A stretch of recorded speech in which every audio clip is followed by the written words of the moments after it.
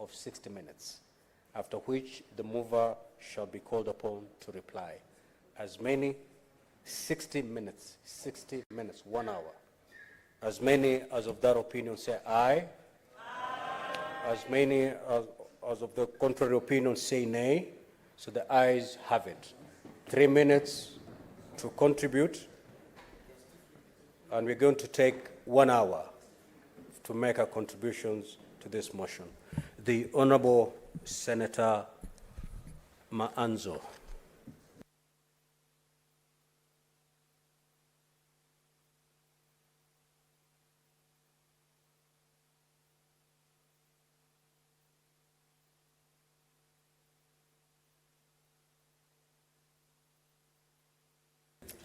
Thank you, Mr. Speaker, for giving me an opportunity to contribute on this very important motion. Mr. Speaker, the Constitution expectation is that as soon as an election is conducted, then whoever takes the mandates to lead the country leads the country into prosperity, peace, and unity.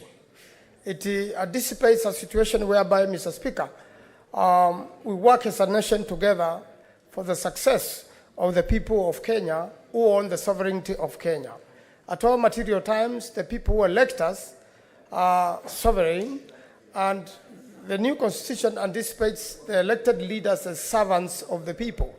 And therefore, Mr. Speaker, I rise to support this initiative so that there may be dialogue. We are aware that after the 2010 constitution, we agreed then Senator that there was... Wamatinga, Majority Leader, kindly let's give an opportunity to Senator Maanzo to be heard while making his contribution. Thank you, Mr. Speaker. Mr. Speaker, what is expected is that there be dialogue so that we could fill the gaps. As you have seen from the proposals of the majority and the minority, there are gaps which were left out in the 2010 constitution, and after 13 years, it is a time now, Mr. Speaker, for us to fill up these gaps so that we have a document which serves the people of Kenya, which unites the people of Kenya, and which sees the country go into prosperity. Mr. Speaker, I'm aware from the debates which has been in the funerals, television shows, and among the public, some people feel that these bipartisan talks could be against their region or against their tribes or against themselves. Mr. Speaker, this is for the benefit of the country. It is not benefit of a region or a tribe. Mr. Speaker, we want to build a strong Kenya for all Kenyans, but not for one or two individuals. Mr. Speaker, I really like the way the majority side in the National Assembly has framed the issues. The matter went through the National Assembly. It is now before Senate. And again, Mr. Speaker, once we prepare this, we have to avoid the pitfalls, what we went through before when we tried to make or amend the Constitution through the executive, but not through a popular initiative. Mr. Speaker, eventually we must find a way of making this a popular initiative. A Senate will represent all the 47 counties of the Republic, and therefore, we want to avoid what happened to BBI. Obviously, this is going the BBI way again, but we must make sure it is the people's driven changes, but not executive or elected leaders only driven changes. Eventually, it must go back to the people, and eventually most of the issues framed, some can be amended by Parliament, and others can only come through a referendum. I thank you, Mr. Speaker. I support. Senator Gloria Aroba.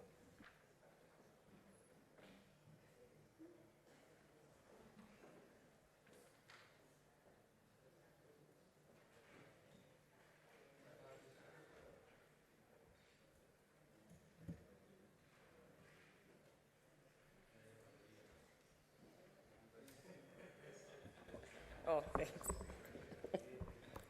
Thank you, Mr. Speaker. I rise to support the motion, Mr. Speaker. I believe it is time that this country actually has a national dialogue. It is long overdue, that I agree, Mr. Speaker, and I think that incorporating even the civil society is it is something that was needed, Mr. Speaker.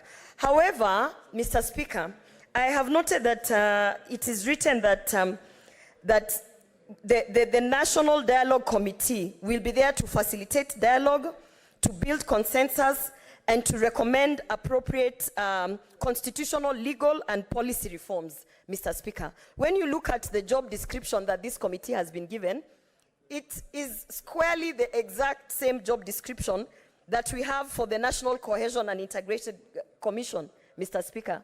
So the only thing that I want to point out, so that we are also not lying to Kenyans, is that we have legal frameworks to have these national dialogues. We have the National Cohesion and Integration Commission.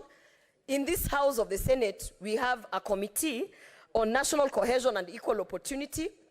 In the National Assembly, we have the same thing.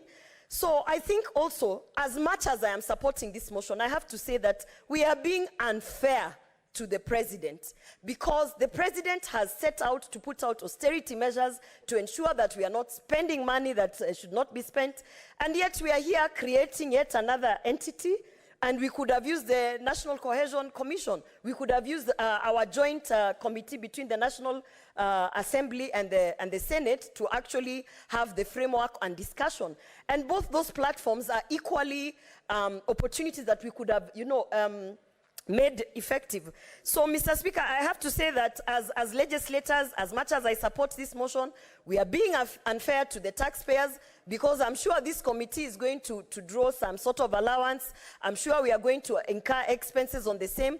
And it is not fair to keep telling taxpayers, we are going to pay the commission, we are going to pay the committees, and now we are coming together to have a national dialogue committee on top of all that, the legal frameworks that we have. But I support, we need a national dialogue, so I support this motion. Thank you. Senator Eddie.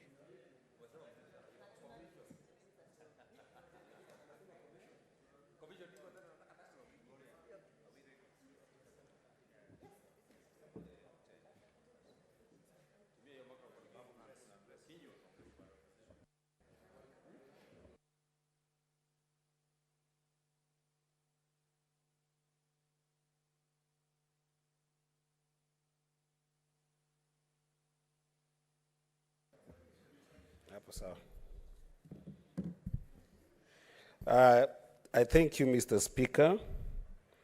Kwa majina ni Faith Ruthi kutoka shule ya upili ya Kaliet. This National Dialogue Committee holds the promise of creating a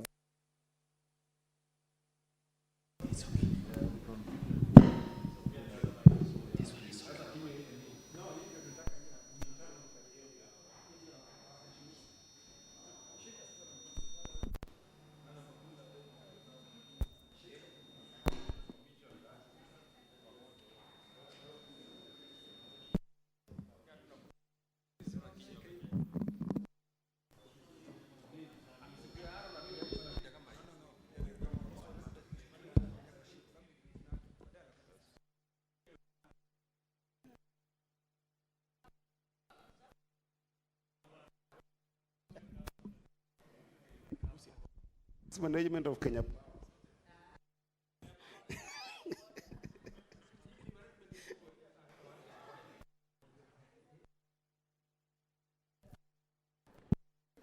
Okay, Mrs.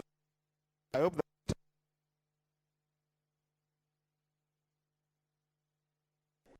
Mrs.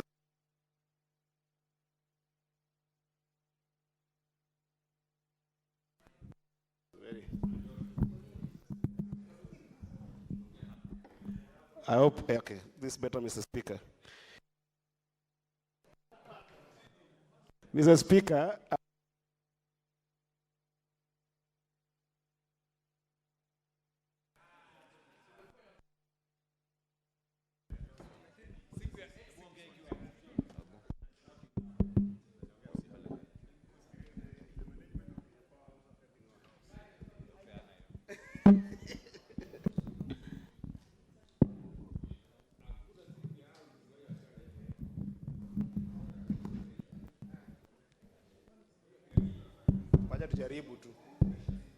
I think